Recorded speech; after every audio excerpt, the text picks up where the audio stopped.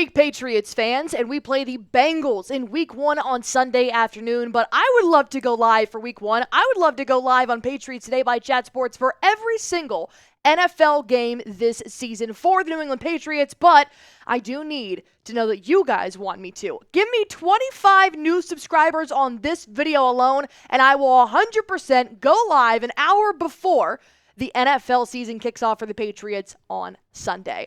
But right ahead of that, I want to break down on today's show the depth chart that has now released, the unofficial depth chart, ahead of facing the Cincinnati Bengals, because there's still a lot of questions and switches on offense and defense that may not be settled until game time on Sunday, which honestly makes me even more nervous going into Week 1 to face the Bengals. So let's go ahead and talk about the thing that has been on my mind the entire offseason, and that's been the offensive line. There has been a huge question mark surrounding who's going to protect Jacoby Brissett's blind side. Is everybody healthy? Is the offensive line ready to go? But to be honest, it's still a mess. All offseason, Jerod Mayo has been trying to figure out which five works best to go ahead of Jacoby Brissett or Drake May. But then he made Brissett QB1, and he wants to put the best players that he has in front of him. But here is what the depth chart is looking like ahead of the Bengals matchup on Sunday. As you guys can see, a lot of players have already switched positions here. Sidy, who hasn't practiced all week long because of that lower leg injury, may not even be ready to go on Sunday, which means Nick Leverett, who's obviously the backup for several positions here, would have to step in. Chuck Okorafor, who did play left tackle in the Week 3 preseason game, but has been taking mainly right tackle reps all offseason, now switches back to the left side. Then you put Mike Onwenu, who was originally your right guard, and I personally think he plays better at right guard, back to right tackle. But then look at the right guard position. Layden Wallace, the 4th-round draft pick in this previous draft. You're putting a rookie up on the right side of the New England Patriots offensive line.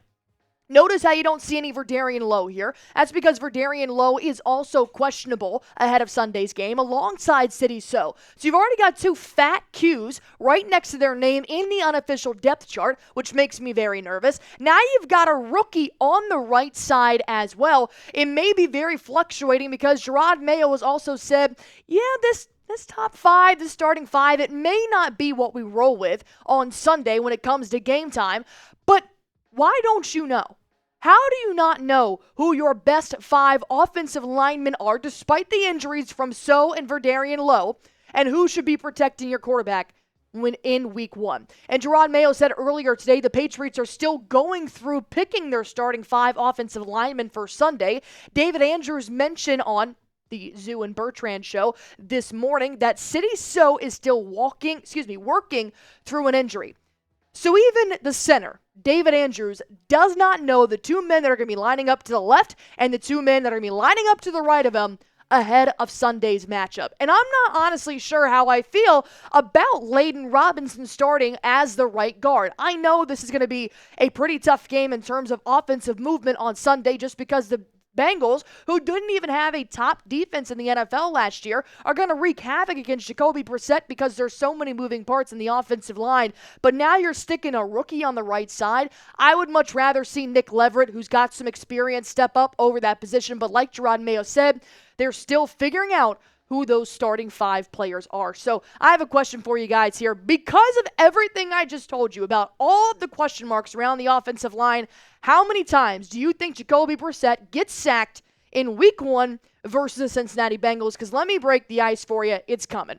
Brissett is going to get sacked numerous times. But how many? Comment it down below. Let's talk about the other side of the football here, the defensive line, the asset that the Patriots fans can actually harp on because the defense produces year in and year out. Christian Barmore replacements just until he does come back from dealing with his blood clots. I'm actually very excited for Daniel Ekuale to get this starting nod instead of Christian Barmore. I think he's been working his ass off in preseason, especially working through those top 3 games without having Christian Barmore there. But obviously, all eyes are going to be on Keion White here. O'Shane Ximines, who is in the back of the depth chart behind Keion White. He did just return to practice earlier today, so that's great news. Jeremiah Farms and Dietrich Wise Jr. all looking great. The defensive 3-4 front looks like it's still going to be solid. But Keion White is who I'm really wanting to see perform.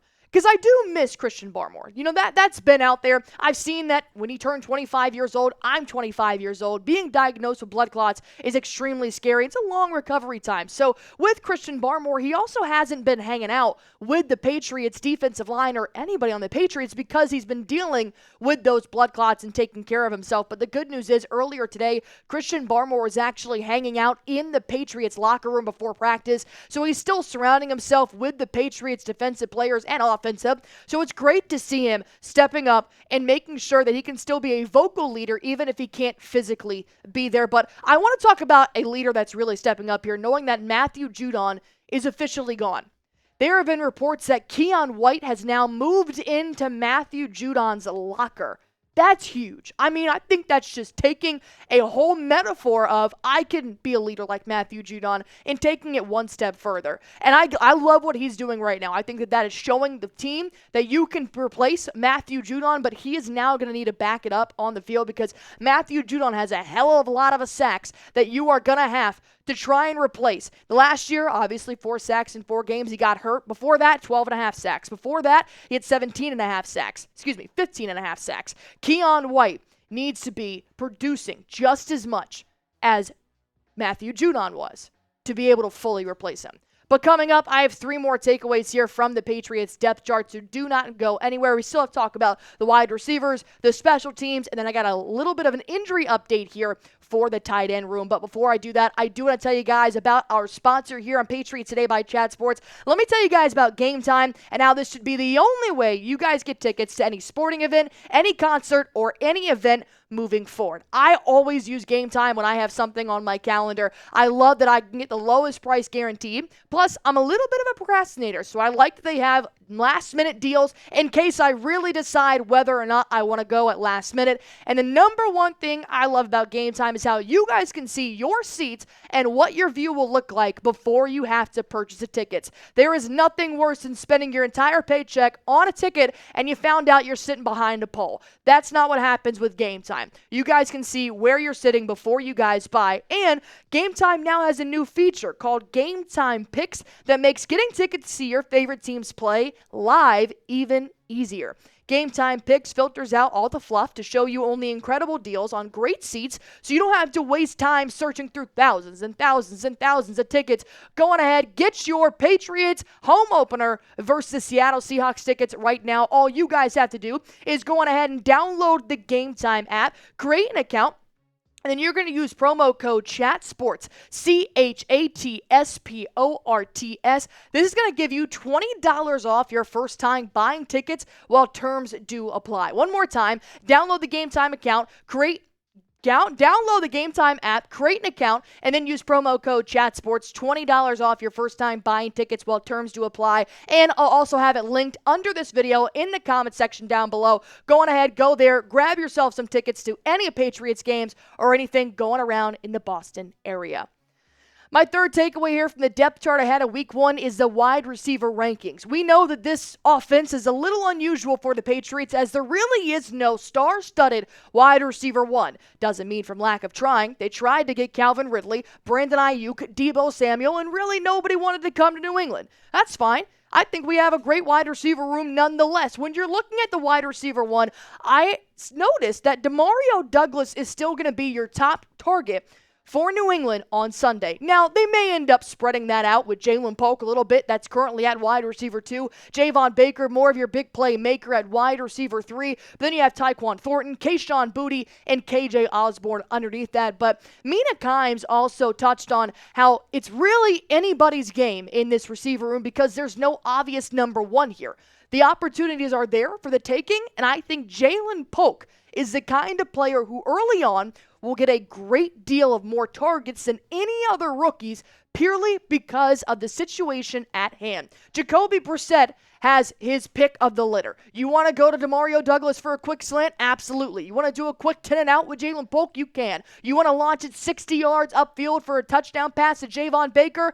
Go on ahead and rip it. I think that the Patriots have a phenomenal situation with the wide receiver room. There's room for growth. There's also room for maybe a trade if you want to add somebody of that caliber. But I think in the rebuilding year, the Patriots do have a pretty good wide receiver room. So now I ask you guys, with Ja'Lynn Polk maybe being wide receiver 2 on Sunday, maybe he'll be wide receiver 1 depending on how Alex Van Pelt wants to utilize their wide receivers. Who will be the top player? Let me know in the comment section down below on who you guys think will lead the box score after Sunday's matchup against the Cincinnati Bengals in the comment section down below. And let's talk about the special teams here just for a quick moment, because the one thing that I noticed, it kind of goes hand in hand with the wide receiver group. Because they picked up 4 players off the waiver wire, they did let go of Jalen Reagor, who was the Patriots' 7th wide receiver. But he was also the punt returner and the kick returner for the Patriots last season. But because they now have a new kicker in place with Joey Sly, they also have a new punt returner and a kick returner for this upcoming season. It's actually cornerback Marcus Jones. Now, I'm really starting to miss Jalen Reagor at that position because, yes, while he wasn't the top receiver for New England, he was their top punt returner and kick returner. And especially with the new kickoff rule, I think this is where you really need to utilize your returners. While Marcus Jones has good hands as a cornerback, how is he as a receiver? This is why I touched on a few videos ago talking about free agents to pick up, and I actually said Jamal Agnew just because of what he can do as a kick returner. I think I'm actually going to miss Jalen Reagor in the backfield. I love his speed. I love David Wallace's speed when he was in the preseason for the Patriots. So it may be a fluctuating role to see if Marcus Jones ends up staying there after week 1. Because I haven't seen enough, to be honest. He didn't take any reps in the preseason. We saw all that being Jalen Reagor. And now Antonio Gibson, a running back, is the backup in this area. Not a huge part of the game, but it matters when it matters. Last but not least, the backup tight end position. As you guys know, the Patriots did end up keeping 3 tight ends in Hunter Henry, Alex Hopper, and then you also have Jaheim Bell. So with that being said, who are we going to see the most here on Sunday? Because Hunter Henry did return to practice just last week. He's been dealing with an undisclosed injury, but, Hunter Henry was also the second leading receiver for the Patriots last season. So they really like Hunter Henry here more towards the red zone type of plays. But then you have Austin Hooper, who really shined in preseason, and one of my favorite players coming out of the NFL draft for the Patriots was Jaheim Bell. I think they could end up utilizing any of these receivers, just knowing that Hunter Henry still is kind of on that bubble of whether or not he's ready to play. But if you ask Hunter Henry how he's doing, he says that he's good.